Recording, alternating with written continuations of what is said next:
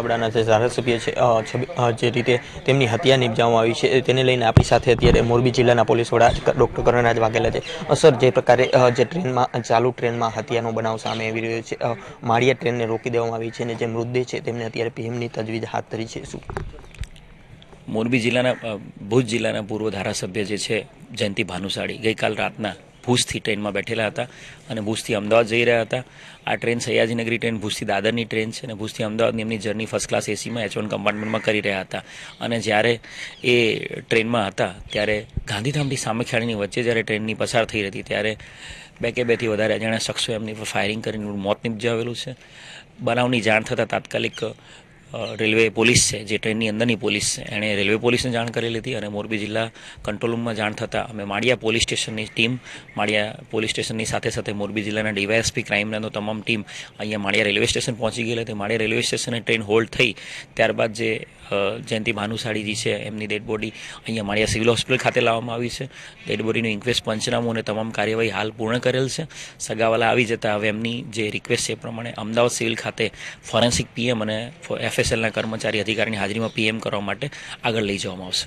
જે પ્રકારે જે હત્યાનો બનાવ સામે આવી રહ્યો છે તેમાં એક અન્ય મુસાફર છે તે પણ એસી કોચમાં સવાર હતો. તેમના દ્વારા ક્યાંક ને ક્યાંક ટીટીને જાણ કરવામાં આવી હતી અને ત્યારબાદ જે સમગ્ર મામલો છે તે પ્રકાશમાં આવ્યો હતો. હાલ જે પ્રાથમિક પૂછપરછ થઈ રહી છે એમાં અમને એવું જાણવા મળ્યું કે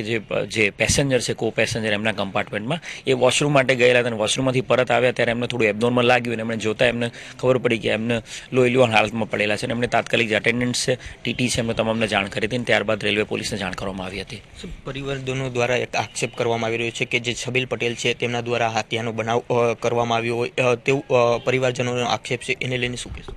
પરિવારજનોની અમે કોઈપણ પ્રકારની હાલ પૂછપરછ કરી નથી. પરિવારજનો તમામ શોકમાં છે, દુઃખી છે. અમારો અત્યારે પ્રથમ ટાર્ગેટ એક જ છે કે ઇન્ક્વેસ્ટ પંચનામું પૂર્ણ કરીને ફોરેન્સિક એક્સપર્ટની રૂબરૂમાં પીએમ કરવામાં આવે અને ત્યારબાદ પરિવારજનમાંથી કોઈપણ એક મેમ્બરની ફરિયાદ લઈને આગળ ગુનો નોંધવામાં આવે અને બનાવ ટ્રેનની અંદર બનેલો છે એટલે રેલવે પોલીસ વડા પોતે અત્યારે અહીંયા હાજર છે,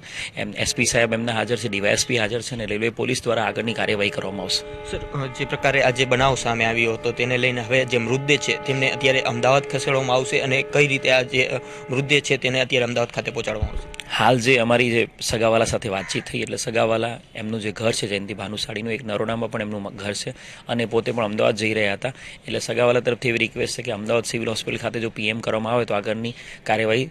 પીસફુલી થઈ શકે એટલે અહીંયાથી એમ્બ્યુલન્સમાં જયંતિ ભાનુશાળીજીનો મૃતદેહ છે એ સગાવાલાની રિક્વેસ્ટના કારણે આપણે અમદાવાદ સિવિલ રિફર કરીશું, મોકલી આપીશું અને ત્યાં એમનું પોસ્ટમોર્ટમ એવું થશે અને પછી અંતિમ વિધિ માટે લાશ સોંપવામાં આવશે. બિલકુલ. તો જે પ્રકારે જે મોરબી જિલ્લા પોલીસ વડા છે તેમનું જણાવવાનું છે કે જે રીતે આજે જયંતિ ભાનુશાળી છે તેમનો મૃતદેહ હમણાં ટૂંક સમયમાં જે માળિયાથી અમદાવાદ જાતે જે